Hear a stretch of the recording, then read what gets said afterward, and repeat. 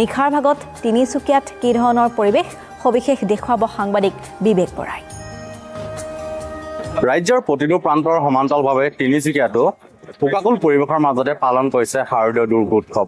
আৰু মই আছো বৰ্তমান এতিয়া তিনিচুকীয়াৰ চাইডিঙৰ যি ৰাণী শক্তি মন্দিৰৰ যি পূজাস্থলী, সেই পূজাস্থলীত পৌৰাণিক আচলতে যিসমূহ নীতি নিয়ম, সেই নীতি নিয়মৰ এক প্ৰদৰ্শন কৰি দাঙি ধৰিবলৈ চেষ্টা কৰিছে। আপোনালোকে দেখিবলৈ পাইছে যে মূল মণ্ডপৰ সন্মুখৰ ভাগতে দেখিবলৈ পাইছে মা লগতে নাঙলকে আদি কৰি ধান তথা তেনেধৰণৰ সামগ্ৰী। তাৰ সমান্তৰালভাৱে ইয়াৰ কাষতে অসমৰ হিয়াৰ আমতো জুবিন গাৰ্গক শ্ৰদ্ধাঞ্জলি জ্ঞাপন কৰিছে।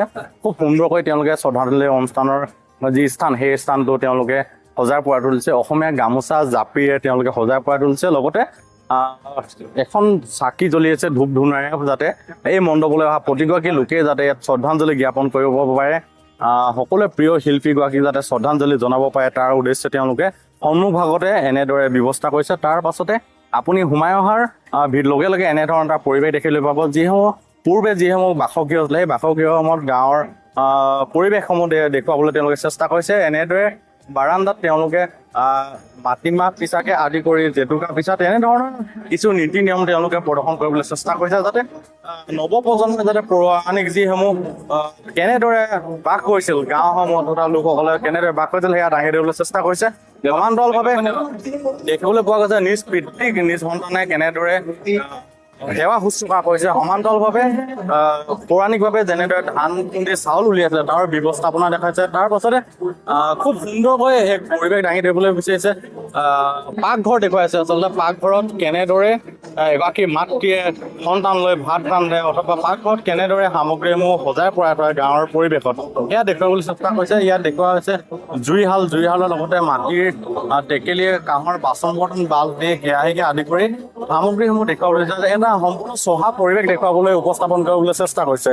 তাৰ সমান্তৰালভাৱে বৰ্তমান হেৰাই যাবলৈ ধৰা লেমকে আদি কৰি কেৰাচিন তেলৰ যি লেম্প, সেয়া দেখুওৱা হৈছে। তাৰ সমান্তৰালভাৱে মা দেৱীৰ দুৰ্গাৰ যি প্ৰতিমূৰ্তিও ইয়াত স্থাপন হৈছে, লগতে শিষ্যসকলক দেখুওৱা হৈছে। তাৰ সমান্তৰালভাৱে এটা কুঁৱা আছে, মাজ ভাগতে এটা কুঁৱা আছে, যিটো কুঁৱাৰ পৰা পূৰ্বতে বা গাঁৱত বাস কৰা লোকসকলে পানী খাইছিল, সেয়া কুঁৱা দাঙি দিবলৈ চেষ্টা কৰিছে। ইয়াৰ পৰিৱেশটো দেখুৱাইছো, খুব সুন্দৰ পৰিৱেশ দিবলৈ চেষ্টা কৰিছে। আৰু ইয়াৰ যিসকল উদ্যোক্তা আছে তেওঁলোকৰ পৰা মই জানিবলৈ বিচাৰিম, দাদা খুব ধুনীয়া এক পৰিৱেশ আপোনালোকে দাঙি ধৰিছে, জুবিন গাৰ্গলৈ শ্ৰদ্ধাঞ্জলি জনাইছে, তাৰ সমান্তৰালভাৱে এক চহা গাঁৱৰ পৰিৱেশ দাঙি ধৰিবলৈ চেষ্টা কি ক'ব? ক'বলৈ বিচাৰিছো কি গাঁৱৰ আমাৰ মানুহ কেনেকা থাকে, আগত আদিকাল কেনেকা থাকিছিলে, কি ব্যৱস্থা আছিলে, সেইটো হৈ গ'ল আমাৰ মা কিচেন, ল'ৰা ছোৱালী লৈ কেনেকা মানে কাম কৰে সেইটো। আৰু এইটো হৈ গ'ল চন্দ্ৰবাবু গুৰুকুল কেনেকা শিক্ষা দিছিলে, সেইটো আচলতে তেওঁলোকে এটা কথা খুব সুন্দৰকৈ প্ৰকাশ কৰিছে যে এই যি মণ্ডপ পূজা মণ্ডপটো মা নামেৰে উপস্থাপন কৰিছে। এগৰাকী মাতৃয়ে কেনেদৰে ছাত্ৰ ছাত্ৰী নিজৰ সন্তানক লৈ ল'ৰা ছোৱালীক লৈ কেনেদৰে পাকঘৰত ব্যস্ত থাকে তাৰ পৰিৱেশ দেখুৱাইছে।